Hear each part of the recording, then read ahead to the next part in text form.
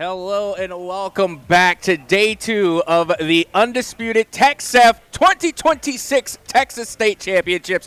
I am Captain Etsuka, joined on the desk by none other than Zip Master Flex. We are live here from Baylor University to give you the top young esports talent here in Texas. Zip, we already went through day number 1. This is day 2.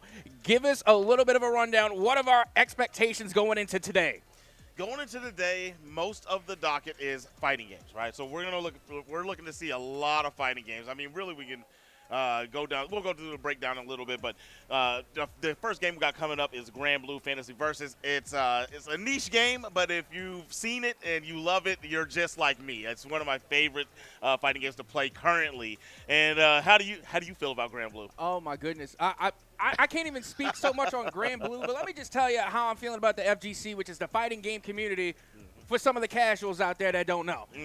Let me put you on game real quick. Okay, so yesterday throughout day 1, all I was fiending for was the hands. Whether it be in Marvel Rivals, I wanted some brawlers in there. Whether it be Rocket League, I wanted the demos, I wanted the bumps, I wanted the physical play. I wanted all the smoke, and I got to tell you, with all the lineup that we have going on today, we're going to get all the hands and all the smoke. Look what we are running today, Grand Blue Fantasy, to kick things off. Then one of the games that I really love right now, 2XKO, which is that League of Legends 2D fighter. Going to be going absolutely nuttery buttery on the sticks. Then we're going to have Tekken 8 followed by Guilty Gear Strive.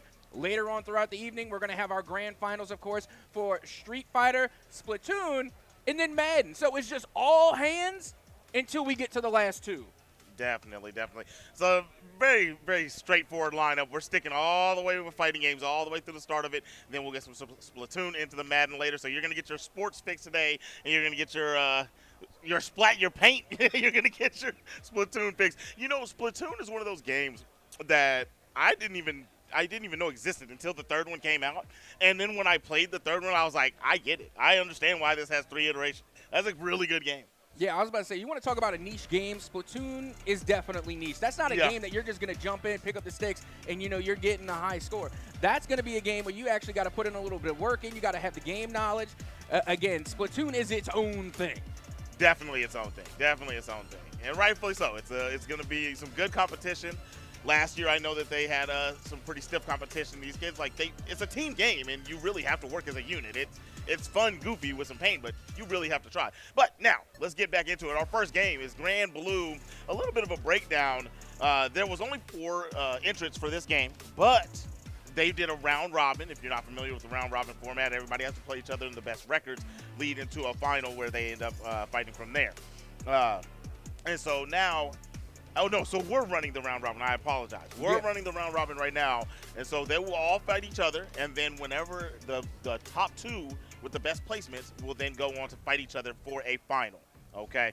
So with that being said, 3 of the players are from the same school. All right?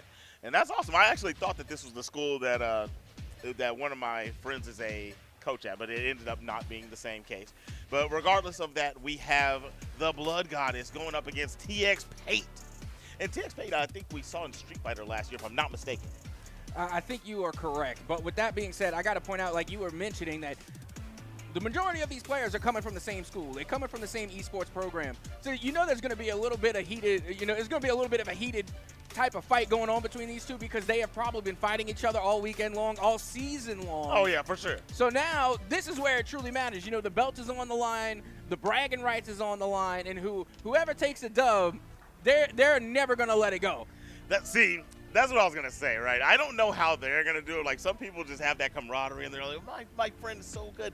If I beat one of my friends in the finals at an esports event and won that trophy, you're never hearing the end of that. I promise you, if that was me. Oh, that's a long drive home. That's going to be a long drive home. Like, if we carpool together, look, I'm just going to hold the belt, the trophy, and I'm just going to be looking at you the whole time. Be like, I told you about your button input. Yeah. I tried to warn you. Why you ain't listening? You know what I mean? Like, again, it's gonna be a little bit of a rivalry between these players. And not only that, but You only get your next shot next year. That's your next shot. So this is going to be for a whole year. You're going to have to be going back, watching the replays. You got to go back and do your homework. You got to go back and fix what it was that was lacking the day of. And that's what I really love about these events, because this is our 4th year coming. So we have a lot of vets that honestly take what they learn from here, they improve, and then they come correct next year. Yep. All right, so getting into this, I'm curious of what kind of characters we're going to get. I mean, one of our obvious top tiers, but I would love to see so in this game, there's this dude named Vasaraga, big body. Are you a fan of big body characters in fighting games? As a big body character myself, yes, I am a fan of the big backs. Oh my gosh! So Vasaraga is a big dude with an axe, man, bro. He's so cool. He is one of the coolest fighting game characters I've ever seen. A lot of armor on his approaches. He has an overhead load command grab game. I mean, he's a phenomenal character, but we'll see what we get when we get into this. This has an extensive roster, so it's very, very hard to guess what characters we'll see from these players. Yeah, and I'll be honest, when it comes to like my FGC games, I am a complete sucker for characters that have command grab. I love the command grab. If we're talking Tekken, King is probably my favorite character. King is awesome. I love King, probably the king of ground game for sure. The command grab chain combo with him is absolutely insane. So I cannot wait to see these type of, different play styles. Again, you have your grapplers, your strikers, you have the jugglers. I'm waiting to see how that kind of translates into the play styles from our young student athletes in a game like this one. Yeah, for sure. And we will be getting into the game here soon. There it is, Grand Blue. Look at that beautiful hand-drawn art coming through here. All right, so we're going to have a Grand player. Gran is a very strong, if that's what we're going to get, Gran is a very strong neutral-based character and that excels in rushdown also, right? So he's hard to deal with in the neutral space with his fireball game, but his rushdown is where you really get frame trapped. You think it's your turn, but so many ways can he make you falsely believe that, and you get struck for a hard counter hit to large damage. So he really does everything. He has high damage. He's a Shoto, so he's got the fireball, DP, a dragon kick, and he does a lot of damage. He has good frames. I mean, that dude's a monster.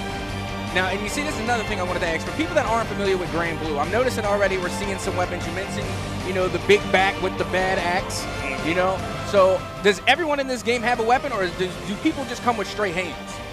So there's a couple characters that have straight hands. Do the weapons make a difference? I would say no, because the guy that does have the hands, Soris, he's one of the highest damaging characters in the game, right? He's straight fisticuffs, and he's slapping. Now, I will say, I guess it does make a difference, because he's kind of trash. Andre, oh my goodness. So the wizard here, bro, he has so many spells at his disposal. He will keep you at bay. I doubt we're going to see that character.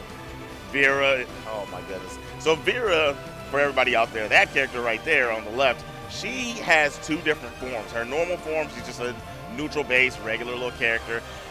If she does land a command grab, or if she pops a super, she will go into her enhanced state, and now she has an air dash cancel. She starts to get a little freaky out there. Jita is like Gran, pretty much a rush down Shoto. I always liken her to Sakura from Street Fighter. Oh yeah, okay, I can see it. I get what you're saying.